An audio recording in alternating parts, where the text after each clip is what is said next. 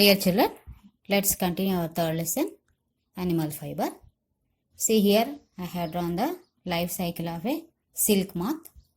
So first, adult silk moths are reared and they are allowed to lay eggs. I told 500 eggs are laid at a time and mother die. Mother dies. Then the eggs are allowed to hatch into a small worms, and the worm grow into little bit bigger sizes and still more bigger, and after growing still more bigger, it is called as caterpillar. And caterpillars, what do worms eat? They eat mulberry leaves. I told no, they chop the tender mulberry leaves and feed them, and continuously for 30 to 35 days they eat the mulberry leaves and grow into a full size of caterpillar. Then they stop eating and they stick to the cane frames, and they themselves arrest themselves and form like a cocoon. Inside will be the caterpillar. So if the process of stifling is not done, what happened? The caterpillar metamorphoses into a small baby moth. It will changes into small baby moth and tear the cocoon and comes out and grow into again adult moth. So this is the life cycle of a silk moth, and you need to learn this diagram also because they'll ask in the examination. Now I would like to recall a short recall of the lesson.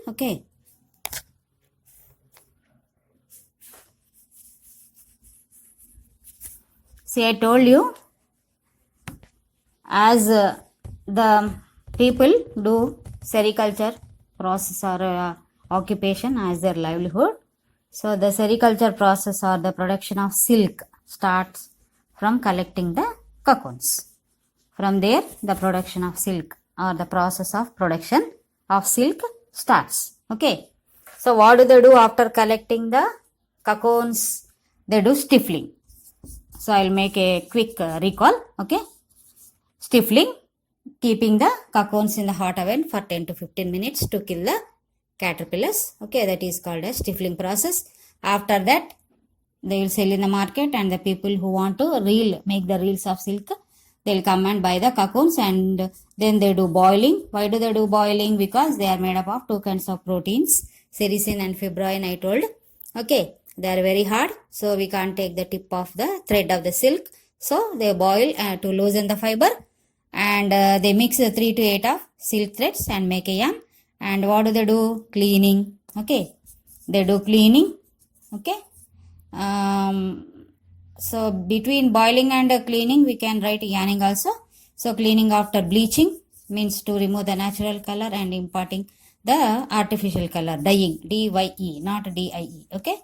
D-Y-E means dye. Textile color is called as D-Y-E, dye. So dyeing, they put color and they make like a reeling. Reeling is done here. After reeling is done, the people who want to weave the cloth, they will come and buy the reels, whatever the color combination they want. Generally, light and thick dark colors are combined, like yellow and red or yellow and pink. Light green and pink, light green and red. Like that, two different type of one rare, one light and one dark colors are combined so that it looks nice. So then they'll come and buy the reels and they will do weaving. So last process is called as a weaving. So weaving is done in two methods. Weaving is done in two methods. By using the looms. Looms are hand looms are there and power looms also there. Hand looms are there and power looms are there. I think by just hearing the names, you understand. You can understand. Hand looms means done by the hand. So they'll sit on the looms and they'll arrange vertical and horizontal threads, and they will loom the weft and warp. They are called as weft and warp threads, and they will arrange one vertical line, one horizontal line, one vertical line and one horizontal line. If you happen to see any weaver, so then you can stand sometime and you can observe how he is weaving. So really it's wonderful. We feel wonder how he is weaving the cloth. So power looms, hand looms are done like that. Then power looms means obviously run with the electricity. So handlooms take lot of time to weave a saree, okay, nearly 2 months like that. But power looms within days, a few days only, they produce. I think within one day they can produce one saree like that. Okay. So as the population is going on increase, the demand for everything is going on increasing. So production rate should also increase, no? So power looms are better, okay, to use. So within a short span of time, lot of fabric, I mean cloth is produced. So not only sarees, dhotis, panchas, okay, kurtis like that also woven by the people, okay, power looms, okay. So they sell in the silk silk clothes. When do we wear the silk clothes, or at what occasions do we like to wear silk clothes? On special occasions, no, like marriages, parties, functions, okay. To look special, we, okay, like to wear the silk clothes, okay. So they are costly. Actually, whatever the silk type of clothes we are wearing now, they are not original silk clothes, because to buy original silk we have to pay a lot of money. They are very costly, we can't buy, okay.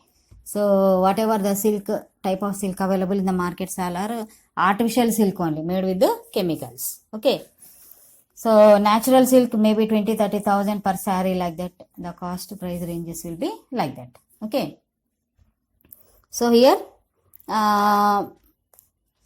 the silk type of, different type of silks we hear. Generally, if you go to silk center, silk saree center, and ask what varieties do they have, they say that Banaras, Kanchipuram, Dharmavaram, Narayanpeta, Kottakota, Pochampalli, like that they will say, no. So these are all named, okay, from the places where they are made, okay. And in silk, type of silks are also there. Tussar silk is there, Muga silk, Kosa silk, Eri silk, okay. Tussar silk, okay, Musa silk, Eri silk, okay, and Kosa silk. These are the variety type of silks are there. So it depends upon where the silk moths are grown and what type of leaves they are eating, okay. So different type of silks are there. And artificial silk, example of artificial, satin and crepe. Satin and crepe, I think you have heard these names, okay. Satin silk and crepe silk, okay.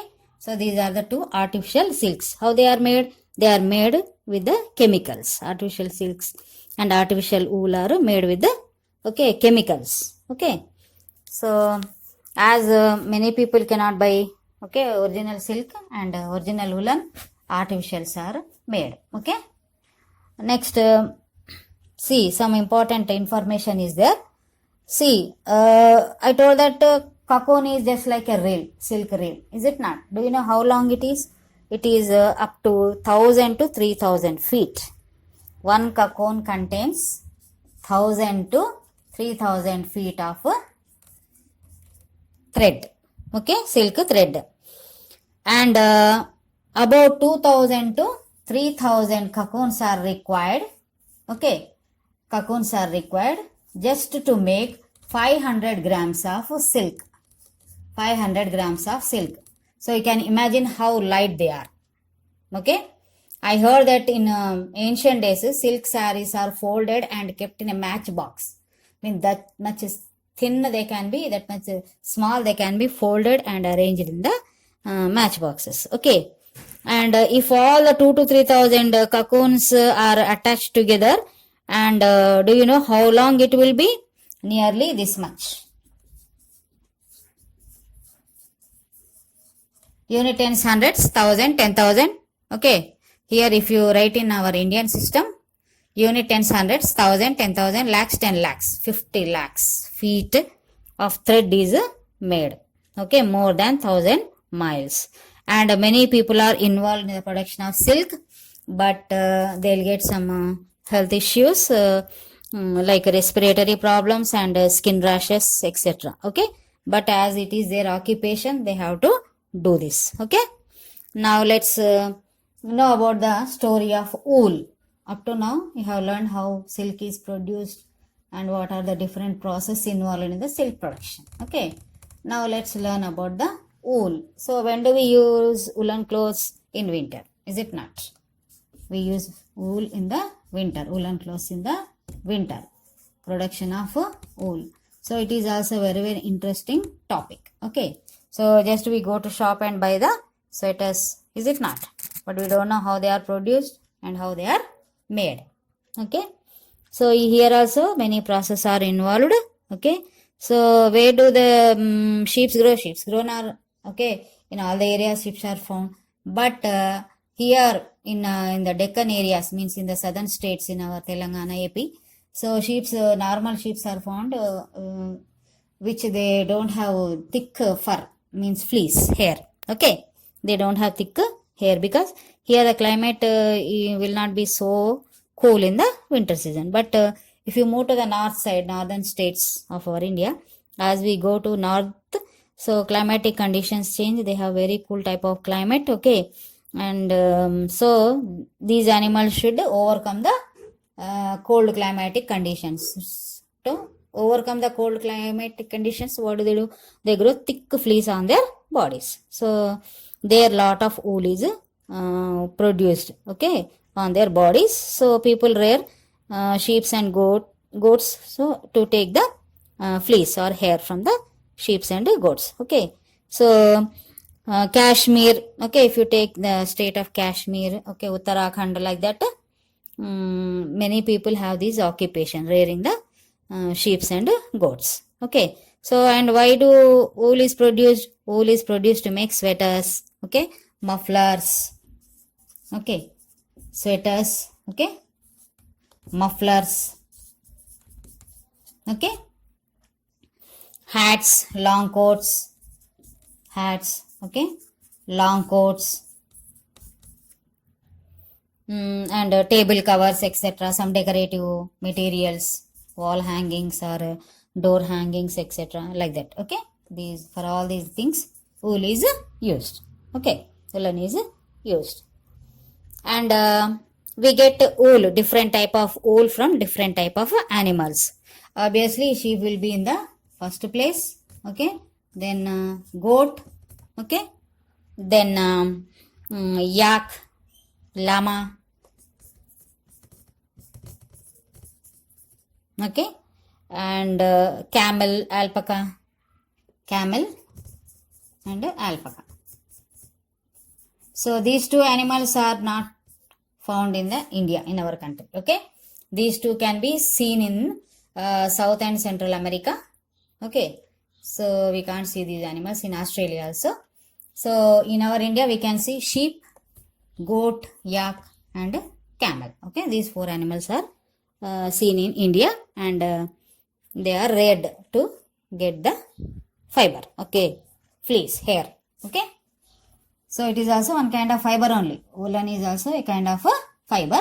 It also contain a protein which is called as a keratin. As I told you, tresemme ad is there, no? They tell that contains keratin. That shampoo and conditioner contains keratin, which helps for the hair growth, which enhances the growth of hair. Okay, so likewise wool also contain a protein called keratin. Our hair also contain keratin. It is a kind of protein, remember. If this, okay, keratin deficiency, if anyone have keratin deficiency, they do get the problem of hair fall. Okay, understand? So good quality of wool is obtained from a kind of sheep called merino. In our India we get very good type of quality of wool from a sheep called as named as merino. Okay, and that fleece will be 3 to 5 inches of long and very fine and most valuable. 3 to 5 inches of length fleece hair will be 3 to 5 inches and very smooth and most valuable also. See, we can't even buy the originals, okay, woolen clothes because they are also very very costly.